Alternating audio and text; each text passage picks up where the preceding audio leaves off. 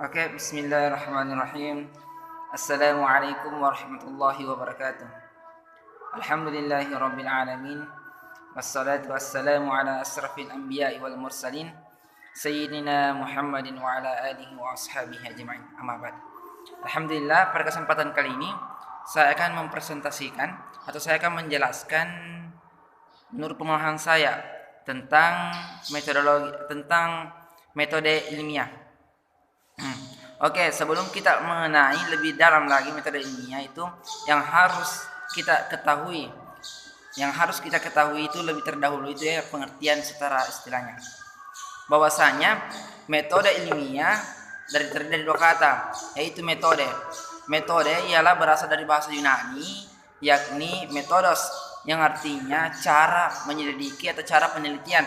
Sedangkan ilmiah ialah penelitian yang dilakukan begitu.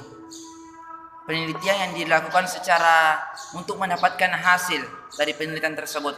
Nah, jadi kesimpulannya bahwasanya metode ilmiah ialah cara untuk mendapatkan bagaimana cara kita untuk mendapatkan penelitian, hasil penelitian yang menjadi masalah-masalah dalam penelitian kita, yakni cara atau upaya yang kita lakukan ketika kita ingin mengidentifikasi atau ketika kita ingin mencari jawaban dari masalah penelitian yang dipermasalahkan gitu. Paham toh? Oke. Adapun tahap-tahap melakukan metode ilmiah, yakni yang pertama yang harus kita lakukan adalah merumuskan masalah. Merumuskan masalah. Kita cari tahu dulu apa masalah yang bagus, kita rumuskan gitu. Kita cari tahu apa masalah yang bagus, kita rumuskan. Sesudah yang kedua, yang pertama tadi kita mengumpulkan informasi bahwasanya ketika kita sudah mendapatkan apa rumusannya masalah yang kita buat ingin teliti, maka kita mengumpulkan informasi, yakni informasi penelitian orang-orang terdahulu yang kita ambil referensi dari tersebut supaya kita bisa ada pegangan sedikit gambaran, mengumpulkan informasi begitu. Yang ketiga, menyusun hipotesis. Maksudnya hipotesis di sini adalah dugaan sementara, yakni dugaan sementara dari penelitian.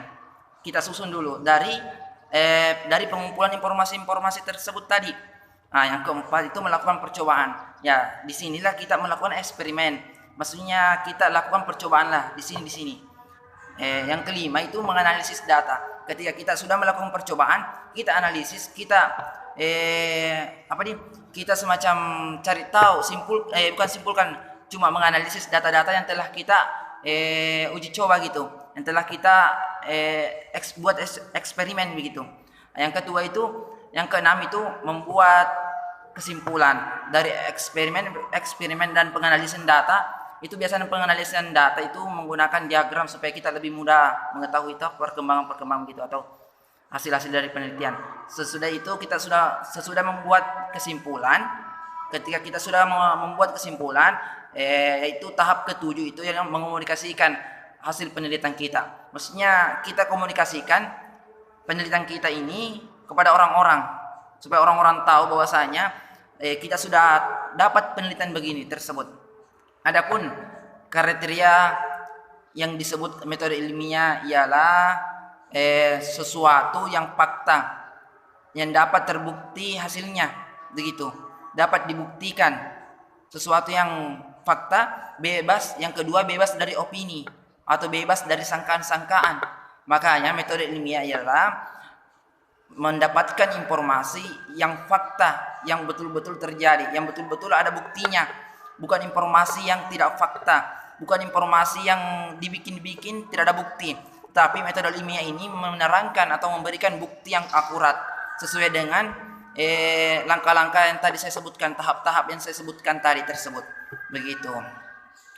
Jadi kesimpulannya bahwasanya perlu kita ketahui bahwasanya ini metode ilmiah ini bagaimana cara kita untuk kita mendapatkan suatu ilmu pengetahuan. Dengan melakukan metode ilmiah ini kita dapat mendapatkan pengetahuan. Kita dapat mendapatkan pengetahuan yang baru dari hasil penelitian tersebut, dari hasil metode ilmiah tersebut.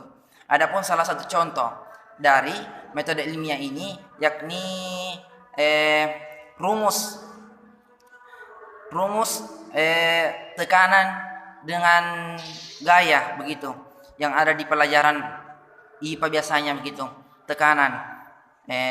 Nah, di sini sudah diuji ataukah ini sudah melalui metode ilmiah? Orang-orang para ahli ilmuwan itu sudah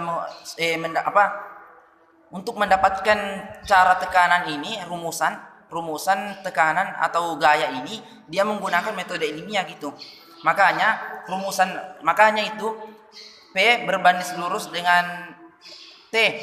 Nah, gaya berbanding lurus dengan tekanan. Ketika kita banyak gaya, maka tekanan kita juga banyak begitu.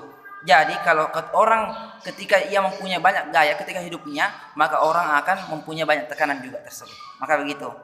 Jadi sekian, assalamualaikum warahmatullahi wabarakatuh.